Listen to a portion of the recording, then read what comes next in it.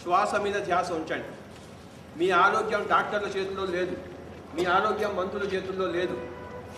మీ ఆరోగ్యం మీ శ్వాస చేతుల్లో ఉంది. కళ్ళు రెండు మూసుకోండి. నేను వచ్చింది ఈ భూమి మీదకి అందరినీ ధ్యానం చేయడం కోసం, డబ్బులు సంపాదించడం కోసం కాదు. అర్థం అనర్థం భావే నిత్యం అని ఆదిశంకరాచార్య వాళ్ళు చెప్పారు. మనకందరికీ ఆదిశంకరాచార్య వాళ్ళ గురించి తెలుసు. కళ్ళు రెండు మూసుకోండి. ధ్యానం లేక అందరూ చెడిపోయారు, డబ్బు లేక కాదు. మనసు కుదుట పడక, మనసులో శాంతి లేక అందరూ చెడిపోయి ఉన్నారు, కుళ్ళిపోయి ఉన్నారు. డబ్బు లేక కాదు. ఎవరు కళ్ళు తెరవద్దు. సరిగా 15 నిమిషాలు శ్వాస మీద ధ్యాస. కుర్చీలో కూర్చున్న వాళ్ళు పాదాలు రెండు క్రాస్ చేసుకోవాలి. పాదాలు రెండు విడిగా ఉండకూడదు, పాదాలు రెండు క్రాస్ చేసుకోవాలి. నేను మీకోసం ఫ్లూట్ వాయిస్తాను, మీరందరూ చక్కగా ధ్యానం చేయాలి.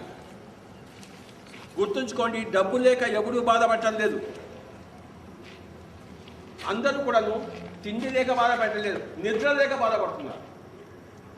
నిద్ర పట్టదు, ఎందుకంటే చేసేవన్నీ వెధవ పనులు. మనిషికి కావాల్సింది కడుపులో ఒక రొట్టె, 2 రొట్టెలు, కంటి నిండా నిద్ర, మనసు నిండా శాంతి. అవి కావాలంటే మీరు చేయవలసిన ధ్యానం ఒక్కటే. ఈ ధ్యానానికి ఏ ఖర్చు లేదు, ఏ హిమాలయానికి పోక్కర్లేదు, ఏ గుడి అక్కర్లేదు, ఏ మస్జిద్ కట్టక్కర్లేదు, ఏ చర్చ్ కట్టక్కర్లేదు, ఇంట్లోకి బయటికి పోక్కర్లేదు. మీరు ఎక్కడున్నారో అక్కడ చేతుల్లో చేతులు పెట్టుకుని, వ్రేళ్ళలో వ్రేళ్ళు పెట్టుకుని, కళ్ళు రెండు మూసుకుని శ్వాస మీద ధ్యాస ఉంచాలి. లక్షల కోట్ల కోట్ల కోట్ల కోట్ల రూపాయలు డాక్టర్లు, మెడికల్ బిల్స్ ఇవన్నీ ఉన్నాయి. ₹1 ఖర్చు లేదు. మీ మీద మీరు ఆధారపడాలి. మీ మీద మీకు నమ్మకం ఉండాలి. మీ దైవత్వం మీద మీకు నమ్మకం ఉండాలి. రాముడి మీద కాదు, కృష్ణుడి మీద కాదు, మీ దైవత్వం మీద మీకు నమ్మకం ఉండాలి. అహం బ్రహ్మాస్మి అని వేదాలు చెప్పాయి కదా. దాన్ని ఆధారం చేసుకుని మీ మీద మీరు నమ్మకం ఉంచుకొని మీ ధ్యానంలో మునిగితే అన్ని రోగాలు పోతాయి. MBBS అంటే bachelor of meditation, bachelor of spirituality. ఇంకేది మెడిసిన్ కాదు, సర్జరీ కాదు. అవన్నీ అనుకుంటున్న వాళ్ళకి ఇంకా ఏమీ చదువు లేని వాళ్ళు. చదువు అంటే ఆత్మ చదువే చదువు, చావు పుట్టు లేని చదువు ఇది. వేమన ఏం చెప్పాడు? చదువులు చదువనేల సన్యాసి కానేల షణ్మతంబుల చిక్కి చావనేల చావు పుట్టులేని చదువేల చదువరో చావు పుట్టులేని చదువేల చదువరో విశ్వదాభిరామ వినురవేమ. మానవుడు ప్రగతి అంతా ధ్యానంలోనే ఉంది. శరీరం యొక్క ఆరోగ్యం అంతా ధ్యానంలోనే ఉంది. మనసుకు కావలసిన శాంతి అంతా ధ్యానంలో ఉంది. రోజు చివర కావాల్సిన నిద్ర అదంతా కూడా ధ్యానంలోనే ఉంది. రేపో నుండో మనం చనిపోక తప్పదు. పైలోకాలకు వెళ్ళినప్పుడు అక్కడ అడుగుతారు, ఏం చేసావు నాయనా అంటే, ధ్యానం చేయకపోతే మళ్ళీ తిరిగి వెళ్ళు అంటారు. పునరపి జననం పునరపి మరణం. ఎవరు కళ్ళు తెరవద్దు. శ్వాస మీద ధ్యాస ఉంచండి. ధ్యానం అంటే రామనామం కాదు, కృష్ణనామ జపం చేయడం కాదు. ధ్యానం అంటే శ్వాస మీద ధ్యాస. कृपया कोई भी आंखें न खोले.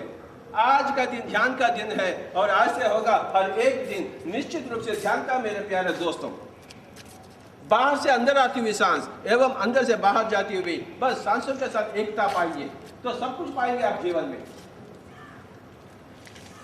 Don't open your eyes. Be with your breath, my dear friends. Just 15 minutes. Meditation is the only thing you don't have. And meditation is the only thing that you should have. Not money. Nothing else.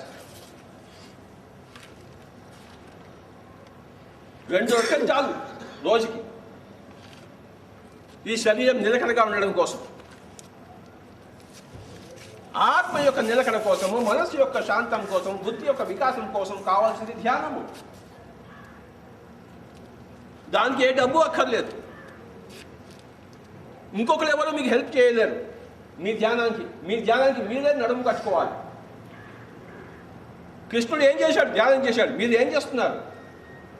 శివుడు ఏం చేశాడు? ధ్యానం చేస్తున్నాడు. మీరేం చేస్తున్నారు?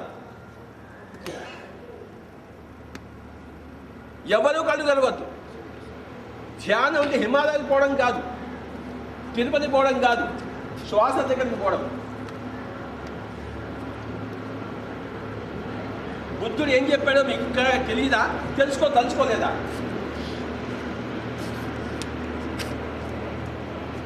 ఇప్పటిదాకా బుద్ధుడి దగ్గరికి పోని వాడికి బుద్ధి అస్సలు లేనివాడు. డబ్బుతో రాదు బుద్ధి, ధ్యానంతో వచ్చింది బుద్ధుడికి బుద్ధి. మీకు కూడా ధ్యానంతోనే వస్తుంది, డబ్బుతో రాదు. డబ్బుకి ఏమీ రాదు. మీ శ్వాస దగ్గర మీకు అన్ని లభ్యమవుతాయి. దీనినే వాల్మీకి ఏమన్నా అంటే వాయుపుత్రుడు కా అన్నాడు, శ్వాసపుత్రుడివి కా అన్నాడు, పవనపుత్రుడివి కా అన్నాడు. ఆయన అయ్యాడు పవనపుత్రుడు. మరి మీరెందుకు కాలేదు పవనపుత్రుడు? రాముడి గుడి కట్టుకున్నారు, పవనపుత్రుడు అయ్యారా? పవనపుత్రుడు అంటే అర్థం ఏమిటో తెలుసా? సరిగ్గా 15 నిమిషాలు ఎవరు కళ్ళు తెరవద్దు.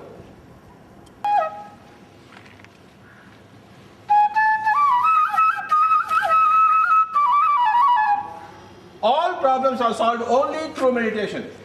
All economic problems, all intellectual problems. That person is intelligent who understands this particular equation. All others are far, far away from intelligence. Any intelligence whatsoever.